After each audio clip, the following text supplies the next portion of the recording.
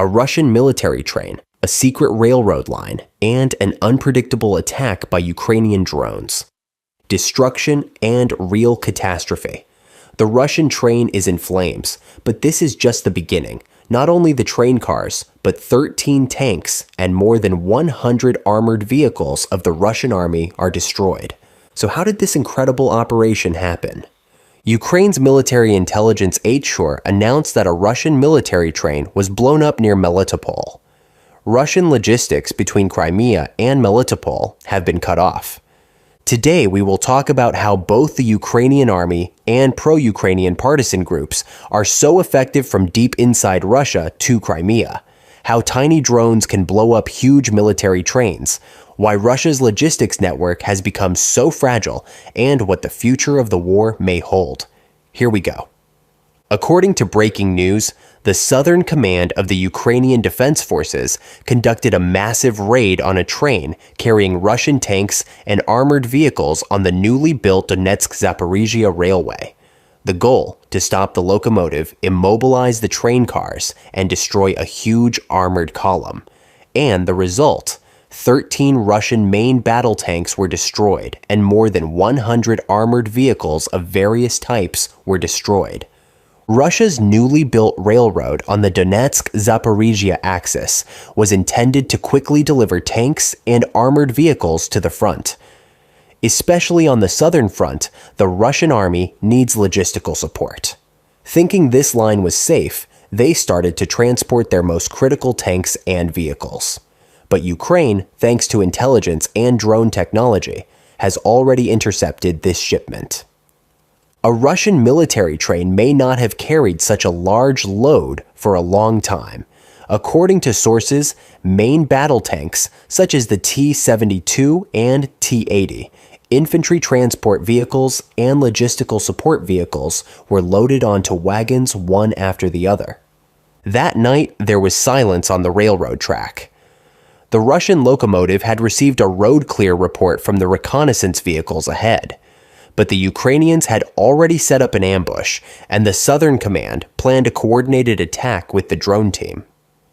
The first move is to hit the heart of the train, disable the locomotive. The engine part of the locomotive was attacked, probably with anti-tank missiles or special ammunition dropped from the drone. When the train stopped, the remaining wagons were trapped. The Russian crew panicked. In the second stage, Ukrainian drone operators took action. While enemy soldiers were focused on the damage to the locomotive, armed drones targeted the wagons one by one. Explosive ordnance was dropped, especially on the tops of tanks and armored vehicles. So what weapons did Ukraine use? There are currently two main scenarios: drone-dropped bombs/ammunition. Mini UAVs, which Ukraine has recently started using, drop ammunition designed to hit tanks' armor weak points. Tanks loaded on flat cars become open targets without camouflage.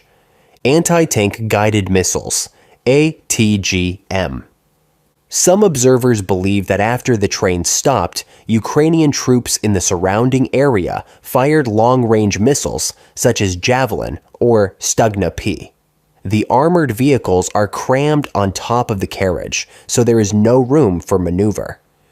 The result in both cases, 13 main battle tanks plus over 100 armored vehicles destroyed.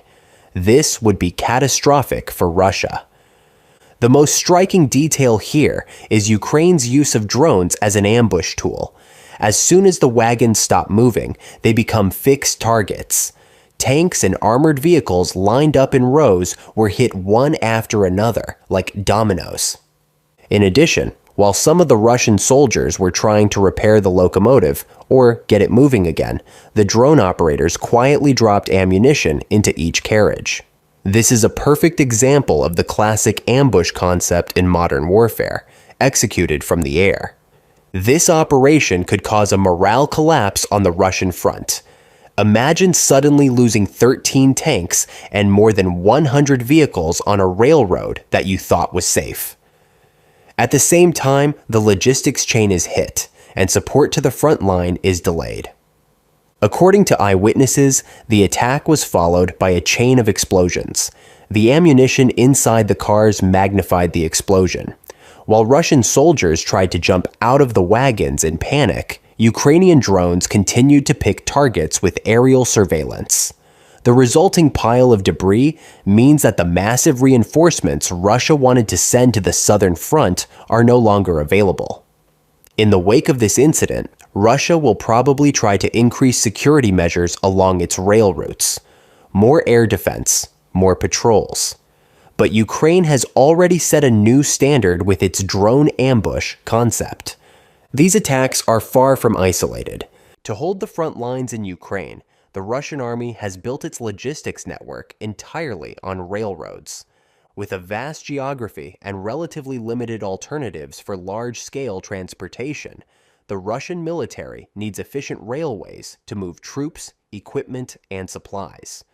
But the nature of the railroad infrastructure makes it a prime target for attack. With the exception of ring roads and highways, rail networks are relatively centralized, and key points, bridges, and interchanges are critical for railways.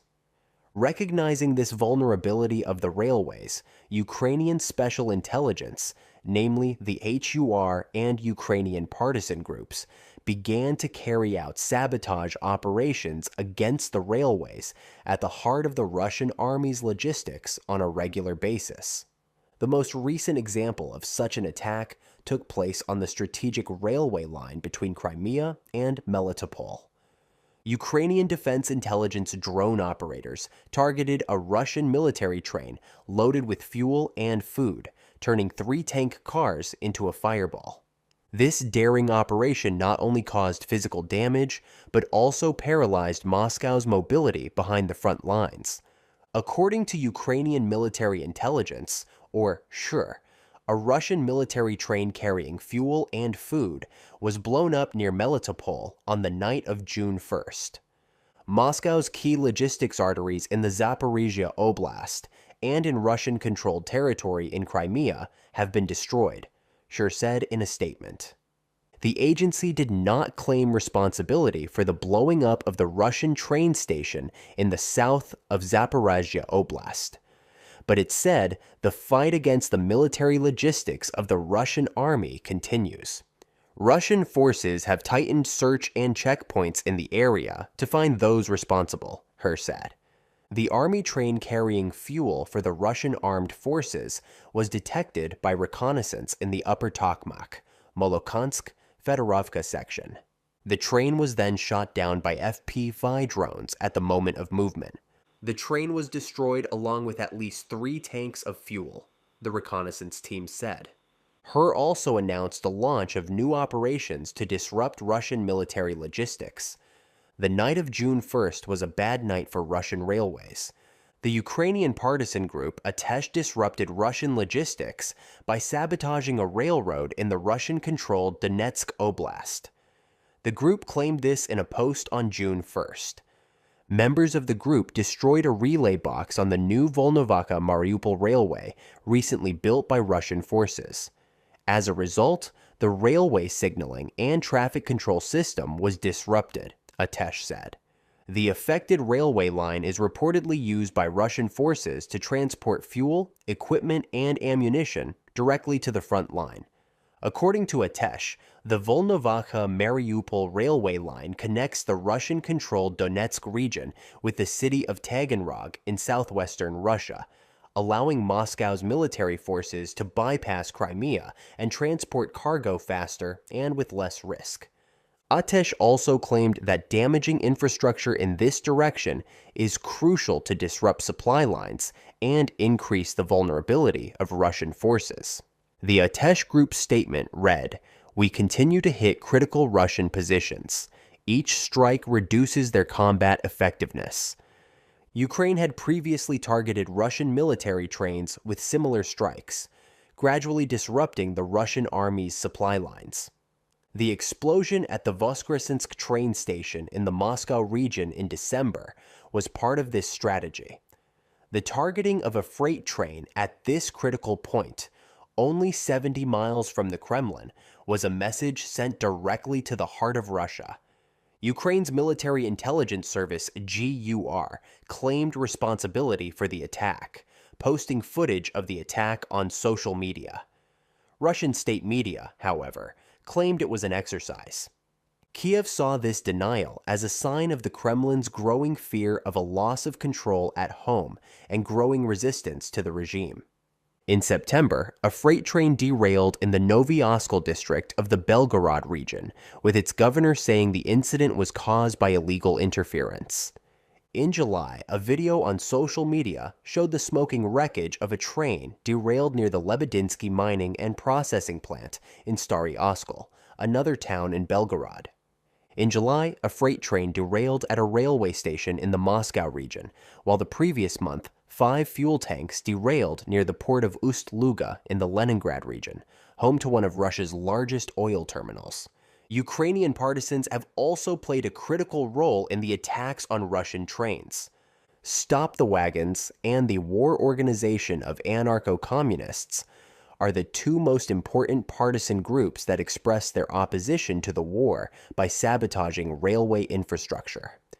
Motivated by their opposition to the Kremlin's aggression against Ukraine and its domestic policies, Russian partisans took bold steps to weaken their own country's military infrastructure, showing some internal resistance to the war.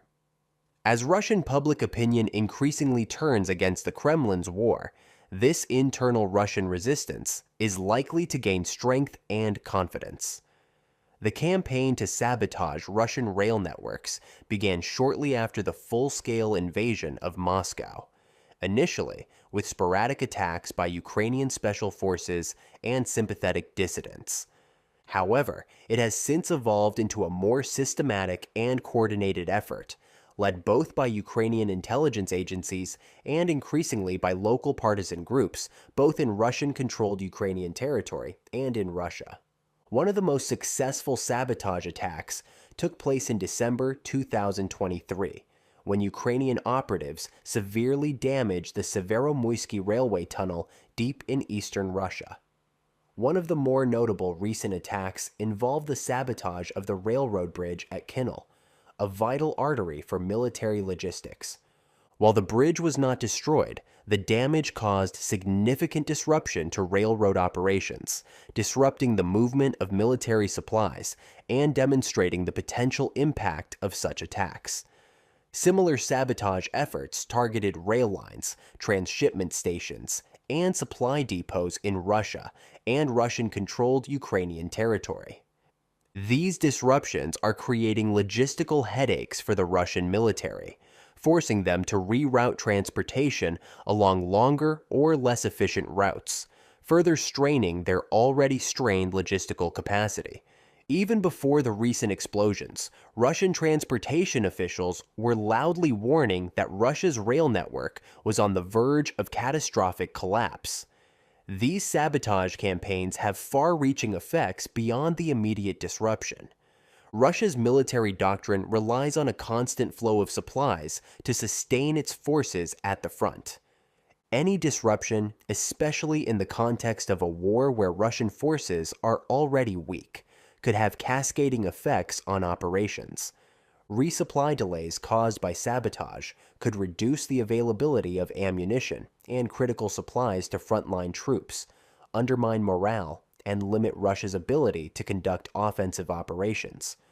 Ukrainian intelligence and special operations services helped build the capabilities of Ukrainian and Russian partisan organizations and direct their activities to various targets, improving organizational efforts in eastern Ukraine before the full-scale Russian invasion, as well as outreach to Russian groups long opposed to the Putin regime. With each successful offensive, the Kremlin is forced to invest additional resources to repair and protect its railway infrastructure, resources that could otherwise have been used on the battlefield. Such a strategy evokes many memories of the joint Jedburgh operations conducted between the British Special Operations Executive and the American Office of Strategic Services to activate French resistance activities against occupying German forces during World War II. Similarly, The Ukrainian campaign undermined Russia's ability to project power, slowed the movement of reinforcements, and created bottlenecks in critical supply lines, just as the Jedburgh missions delayed the German response to the Normandy landings in June 1944. To maximize the impact of this ongoing Ukrainian sabotage campaign, Kiev has several options to expand its sphere of influence and effectiveness. These actions also offer valuable lessons for Western private operators and their local resistance partners. First, it is essential to increase cooperation between Ukrainian intelligence services and local partisans in occupied Ukraine and across Russia. By continuing to provide support, training, and resources to partisan groups, the Ukrainian government can increase their ability to conduct increasingly sophisticated sabotage operations. This could include providing the technical expertise, explosives, and other specialized equipment needed to target key rail infrastructure. From the beginning of Russia's large-scale aggression against Ukraine, logistics has been one of the most critical factors determining the tempo, direction, and success of operations. Feeding an army, supporting it with ammunition, fuel, food, medical supplies, and personnel, fighting on thousands of kilometers of front lines across a vast geography, requires a highly complex and demanding logistics operation. As of 2025, this massive network remains both a reflection of Russia's military power and a major point of vulnerability that is constantly targeted by Ukraine. The main ammunition depots, equipment parks, and supply centers in Russia's western and southern military districts, such as Rostov, Belgorod, Kursk, Bryansk, are the main starting points of the logistics network. The materials collected in these centers are primarily shipped by rail to the regions close to the border. New or repaired equipment and ammunition from military production facilities also enter directly into these main supply lines. The lines from the Belgorod and Kursk regions to Kharkiv and Sumy were busier in the early stages of the war.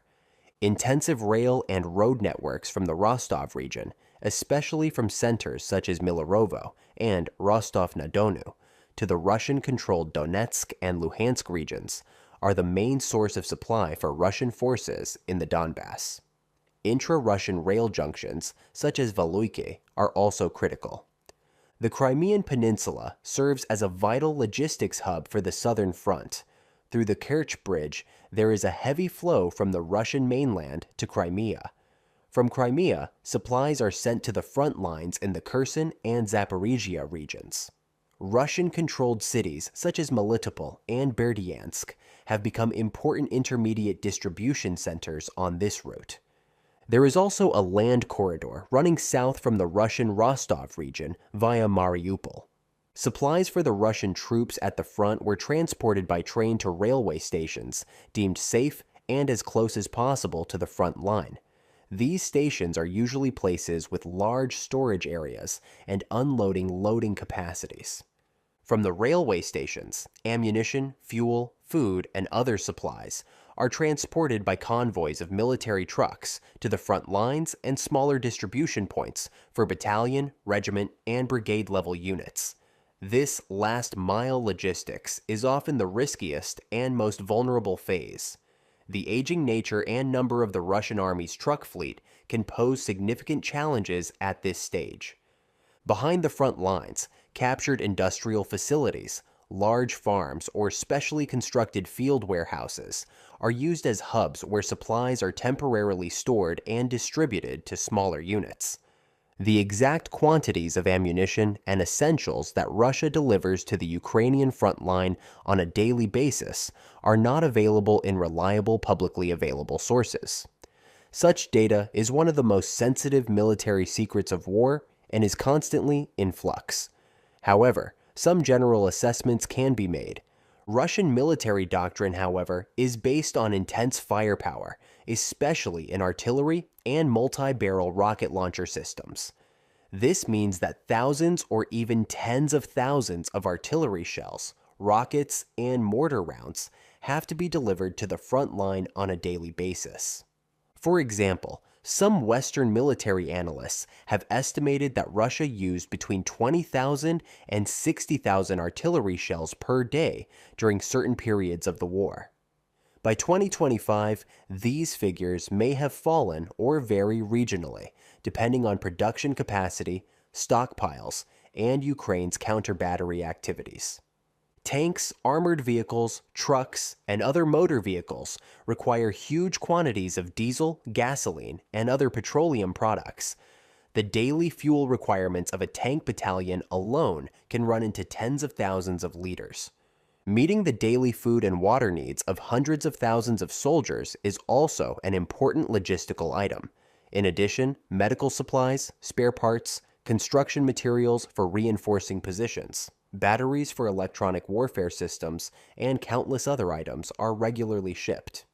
It is estimated that the total daily supply requirement of a Russian motorized infantry or tank brigade, usually consisting of 3,000 to 5,000 personnel, can reach hundreds of tons.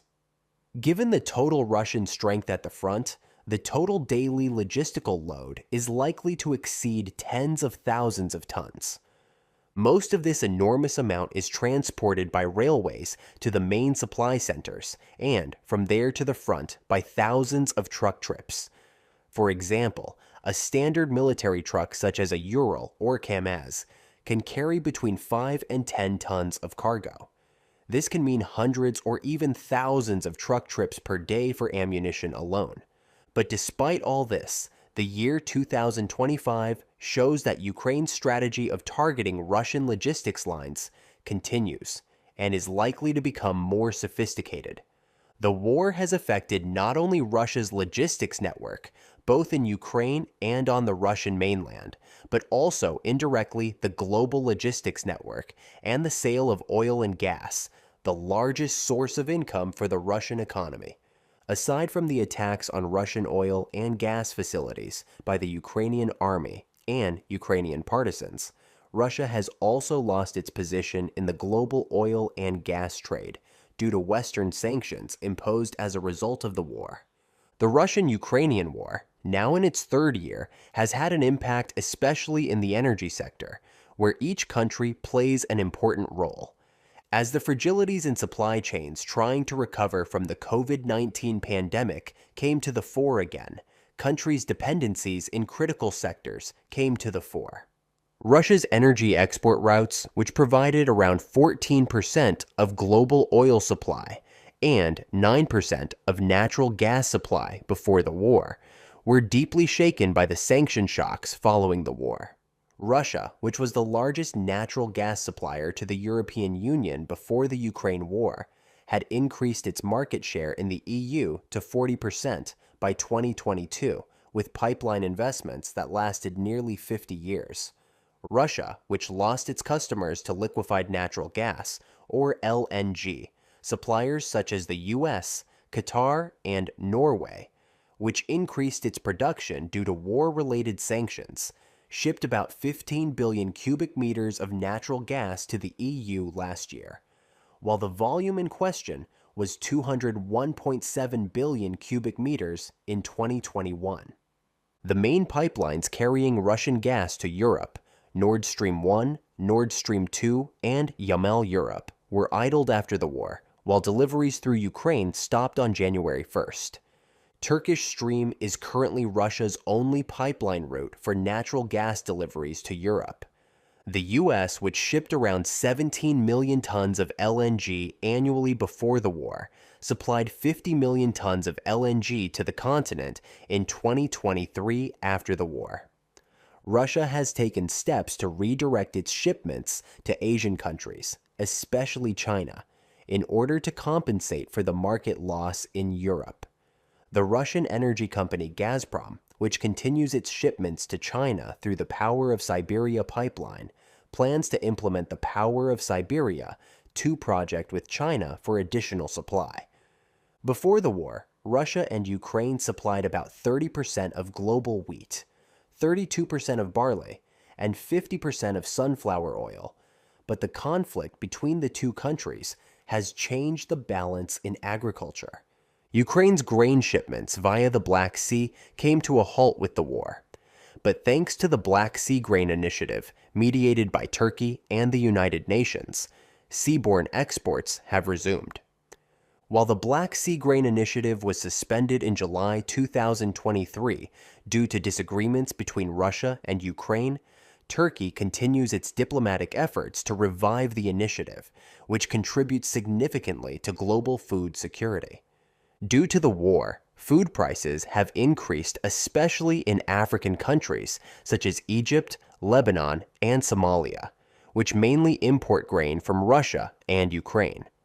Comprehensive sanctions against Russia, one of the world's largest fertilizer exporters, have also led to continued problems in accessing global markets for this product.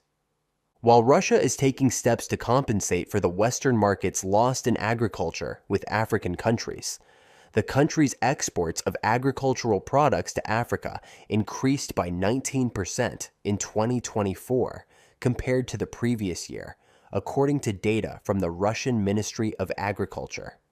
Aviation is among the global sectors deeply affected by the war. While Ukraine closed its airspace to civilian flights on the day the war started, the EU closed its airspace to Russian aircraft on February 28, 2022.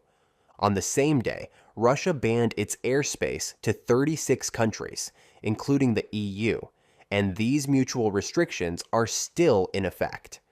According to various studies, it is estimated that approximately 5 to 10% of all international flights had to change or extend their routes due to airspace restrictions. While Russian tourists' travel to Europe has been affected by the disruption in flights, European airlines say they face unfair competition from Chinese companies for not using Russian airspace for flights to Asia. In logistics, the EU and the US comprehensive sanctions against Russian tankers are at the forefront, while Russia is now allegedly using a shadow fleet of tankers with multiple routes that can be hidden to avoid these sanctions. So, what do you think about this issue? Please share your thoughts in the comments. Please do not forget to subscribe to our channel and turn on notifications to be informed about new videos. Thank you for watching us.